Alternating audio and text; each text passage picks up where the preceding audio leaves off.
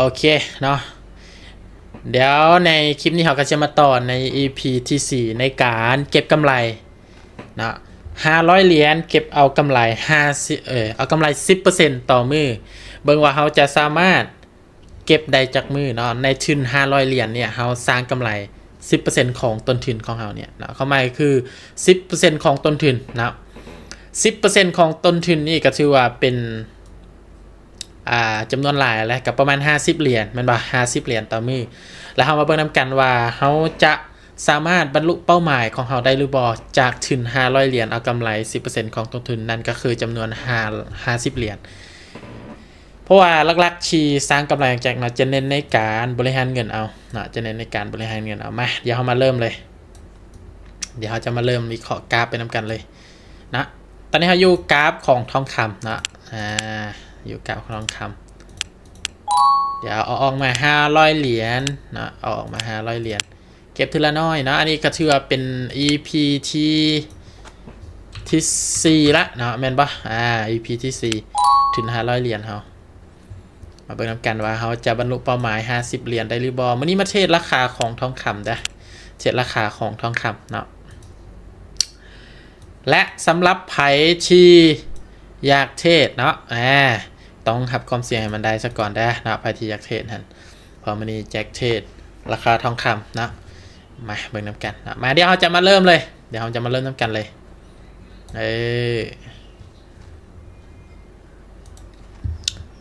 กราฟทองคำนะครับวันนี้เราจะมาเทรดอ้างอิงจากเทคนิคของ MACD คือเก่า MACD นะเป็นอินดิเคเตอร์หนึ่งเลยที่ว่าแม่นยำที่สุดเลยในปัจจุบันนี้นะมาเขาจะบริหารเงินคือเก่าเนาะถ้าว่าเขาพลาดออเดอร์ติดก็ชื่อว่าเขาจะล้างพอร์ตทันทีออเดอร์แรกก็ชื่อว่าจะเป็น13เหรียญกันเลยเนาะออเดอร์แรกเปิดออเดอร์ไป13เหรียญออเดอร์แรกของเขา13เหรียญวันนี้ออเดอร์ที่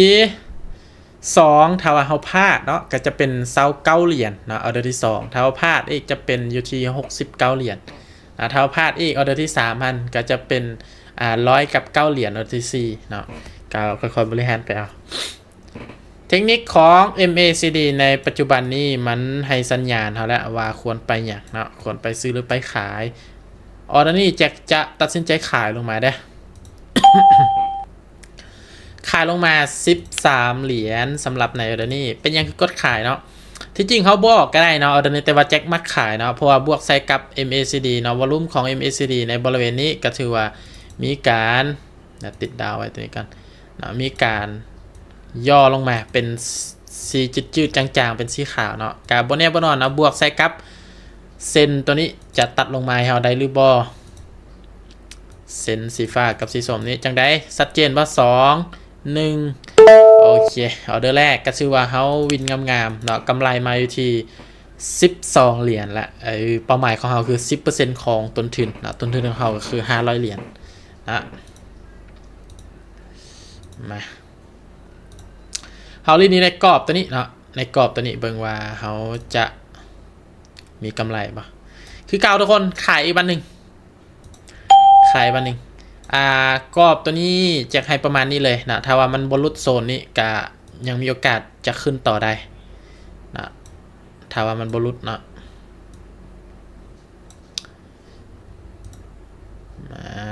มาจัดไปเลยจัดไป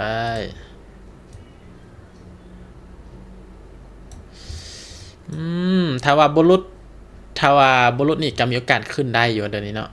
แต่เบื้องก่อนทรงท้ายเนาะจะมีการเปลี่ยนแปลงให้เราได้บ่3 2 1โอเคปิดบ่ได้เนาะลดลงมายาวเลยวันนี้นะจากที่ปิดซื้อในบริเวณนี้วันนี้ลดลงมายาวเลยแทงขายยาวเลยปัจจุบันนี้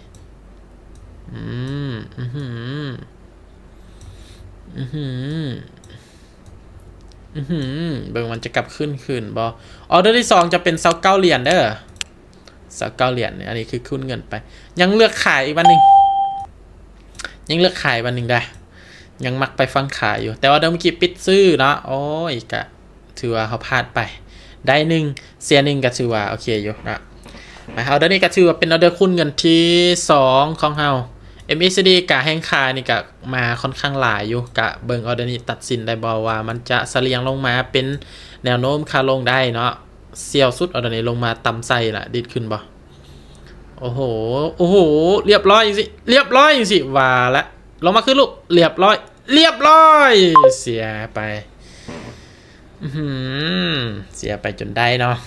ก็ถือว่าพลาด2ออเดอร์ที่3จะเป็น69เหรียญนะ69เหรียญนะ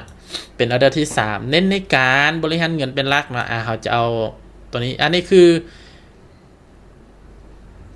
เขามาเบิ่งว่ากราฟมันแลนลงไปฮอดใส่นะจะเอาตัวนี้มันจะชัดเจนกับประมาณนี้นะขายบ้านหนึ่งออเดอร์นี้วินละว่าปันหูลงหน้าเลยเนาะขายออเดอร์เป็นออเดอร์ที่3นะถ้าว่าพลาดก็ถือว่า3ออเดอร์ตอนนี้มันยังอยู่ในกรอบตัวนี้อยู่นะก็ถือว่ามันบรุษตัวนี้นะแต่ว่าที่จริงแจ็คกดขายเพราะว่าเบิ้งว่ามันมีโอกาสที่จะเป็นแนวโน้มขาลงนะตาม UC แต่ว่ามันกลับขึ้นไปก่อนกับว่าไปยังเบิ้งเอาอึบลูกลงมาได้ป่ะออเดอร์ที่3 2 1โอเคเนาะโอ้ยวินได้ว่าเดอร์ทีนี้เนาะดีดส่วงท้ายเนาะก็ถือว่ากราฟในปัจจุบันนี้ค่อนข้างที่จะสวิงเนาะตอนนี้เขากำไรมาอยู่ที่$35ละ$35ละ$35ละเนาะกลับมาเดินเงินปกติหลังจากที่เฮาวินเป็นทีเรียบร้อยกลับมาเดินเงินปกตินะสำหรับในออเดอร์นี้จะเลือกไปฟังบ่ายเนาะบ่ายขึ้นไปบันนึงเพราะว่าสังเกตเบิง MACD เนาะเซนมีโอกาสที่จะตัดขึ้นเนาะถ้าว่ามันตัดขึ้นเนาะก็ต่อเมื่อแท่งเทียนนี้ปิดซื้อนะถ้าว่าแท่งเทียนนี้ปิดขายมันก็ยังบ่ทันตัดเถื่อมันอาจจะเสลียงไปทั้งข้างได้แต่โอกาสปิดซื้อนี่มีบ่มีนะเพราะว่าแห่งซื้อพยายามผลักดันเพื่อให้มันตัดขึ้นแหละมีโอกาสอยู่ลุ้นเอาจังหวะนี้จะตัดขึ้นหรือบอ MACD 7 วิสุดท้ายขึ้นได้บ่ลูก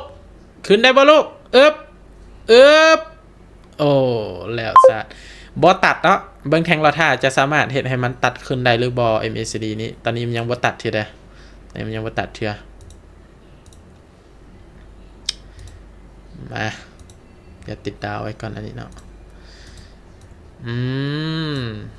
ถ้าว่ามันบรุษเซนตัวนี้เนาะแจกกันยังจะซื้อขึ้นอีกถ้าว่ามันบรุษลงมาอันนี้คือ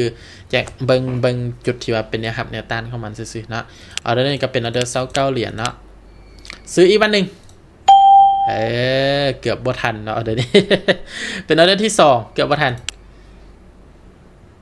ก็ถือว่าปัจจุบันจังเน้นในการบริหารเงินเป็นหลักเอาในการเทรดในปัจจุบันนี้ได้จังใดจังหวะนี้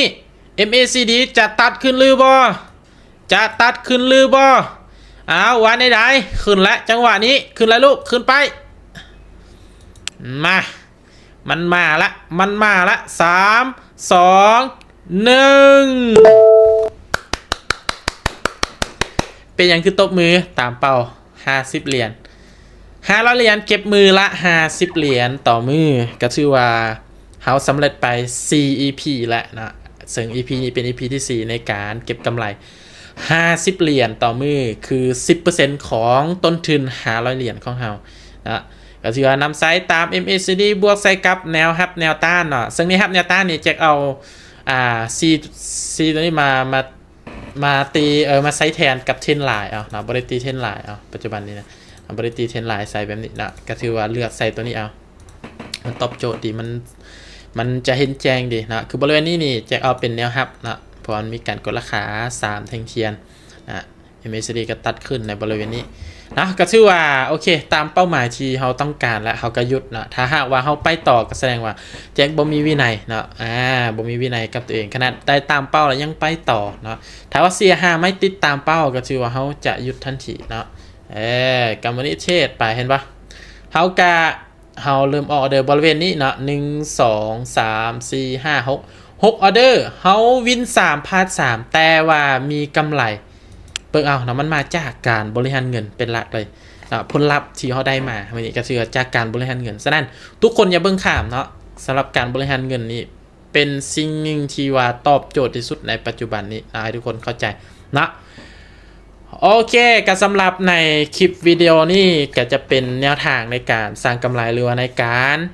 บริหารเงินสร้างกำไรมื้อนี้ก็ถือว่าเทรดราคาทองคำนะสำหรับคลิปวิดีโอนี้แน่นอนเป็นประโยชน์กับทุกคนใครที่กำลังเทรด Binary ในปัจจุบันนี้สำหรับคลิปวิดีโอนี้บ๊ายบายทุกคน